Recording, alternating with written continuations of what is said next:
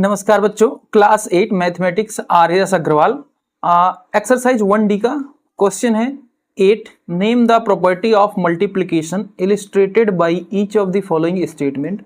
First statement दी गई है ये -15/8 multiply -12/7 is equal to -12/7 into -15/8। ठीक है, तो ये बच्चे जो प्रॉपर्टी इसमें दी गई है ये कौन सी प्रॉपर्टी है ये देखो ध्यान से। तो ये क्या है, अगर हम इसको a/b मान लें, ठीक है, और इसको c/d, ठीक है, और इधर क्या है इक्वल टू में जो ये था c/d उसको पहले लिख दिया है, ठीक है, मल्टीप्लाई, और जो बाद पहले था a/b उसको बाद में लिख दिया है, ठीक है। ये प्रॉपर्टी है, ये कौन सी प्रॉपर्टी है भाई? तो इसी प्रॉपर्टी को बोला गया है बच्चे कम्यूटेटिव, COMMUTATIVE प्रॉपर्टी या फिर लॉ, ठीक है।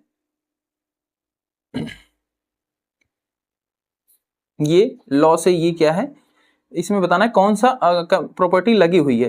तो ये कम्यूटेटिव प्रॉपर्टी लगी हुई है क्योंकि ये इस रूप में है और इसी को बोलते हैं commutative property. Second question, second है -2/3 multiply 7/9 multiply 9/5 is equal to 2/3 multiply, अच्छा ये ब्रैकेट में था और इधर इस वाले में क्या किया गया है, जो सेकंड वाले दो नंबर है उनको ब्रैकेट में कर दिया है बस, ठीक है। तो ये कौन सी प्रॉपर्टी है बच्चा?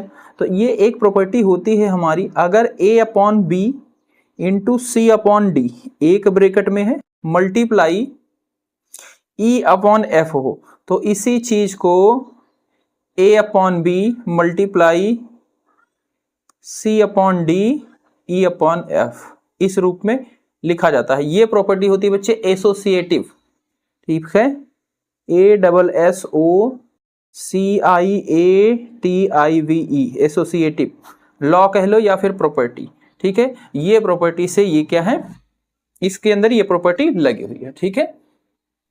इसके बाद थर्ड वाला है 3/4 मल्टीप्लाई ब्रैकेट है -5/6 plus 7/8 bracket close is equal to -3/4 multiply -5/6 bracket close plus second bracket है 3/4 मल्टीप्लाई 7/8। ये कौन सी प्रॉपर्टी है भाई?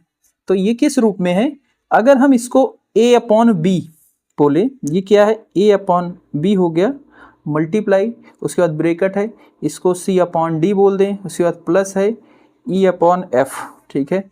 तो इधर भी देखो ये क्या है a/b है मल्टीप्लाई c/d प्लस फिर से ये क्या है a/b मल्टीप्लाई e/f, 7/8 है तो e/f। इस ये रूप की कौन सी प्रॉपर्टी होती है बच्चे? इसको बोलते हैं distributive, DISTRIVUTIV distributive law of multiplication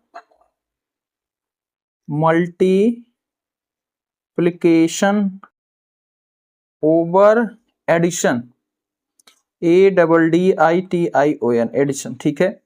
इसमें मल्टीप्लाई भी हो रहा है, इधर क्या हो रहा है, यही मल्टीप्लाई ऐड के रूप में लिख दिया गया, तो इसको ये नाम से जाना जाता है distributive law of multiplicative over addition, ठीक है।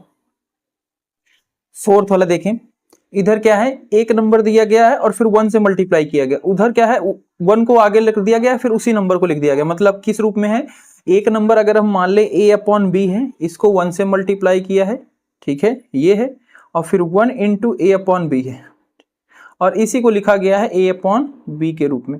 इसको बोला जाता है बच्चे प्रॉपर्टी ऑफ मल्टीप्लिकेटिव आइडेंटिटी, ठीक है। ऐसी प्रॉपर्टी को क्या बोलते हैं? प्रॉपर्टी ऑफ मल्टीप्लिकेटिव आइडेंटिटी, ठीक है, प्रॉपर्टी ऑफ मल्टीप्लिकेटिव आइडेंटिटी। तो ये फोर्थ वाला हो जाएगा हमारा। इसके बाद फिफ्थ वाला है, इसमें दिया गया है 11 -11/15 और फिर 15/11, मतलब उसी को रेसिप्रोकल कर दिया है, ठीक है, ठीक है। और रेस कैसा है, मतलब ये a/b अगर माने तो इसी को मल्टीप्लाई कर दिया है b/a से, ठीक है, यहाँ पे भी माइनस है भाई, ठीक है। और इज इक्वल टू फिर क्या है बी अपॉन ए है इंटू ए अपॉन बी है, ठीक है। और ऐसा जब होता है बच्चे, ये क्या हुआ है, इसका इनवर्स हुआ, ये पहले वाले का उल्टा कर देना ही क्या कहलाता है, इनवर्स। और इसको बोलते हैं प्रॉपर्टी ऑफ मल्टीप्लिकेटिव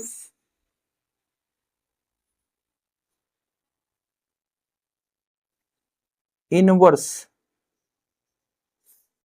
ठीक है। ये कौन सी प्रॉपर्टी है, प्रॉपर्टी ऑफ मल्टीप्लिकेटिव इनवर्स, ठीक है। इसके बाद भाई सिक्स्थ है, इसमें है सेव माइनस 7/5 मल्टीप्लाई जीरो, और जीरो से जब किसी में मल्टीप्लाई होगा तो क्या हो जाएगा, वो जीरो। और ऐसा जब भी होता है तो इसको किस रूप में लिख सकते हैं, A upon B multiply zero is equal to zero, तो इसको बोलते हैं प्रॉपर्टी ऑफ जीरो,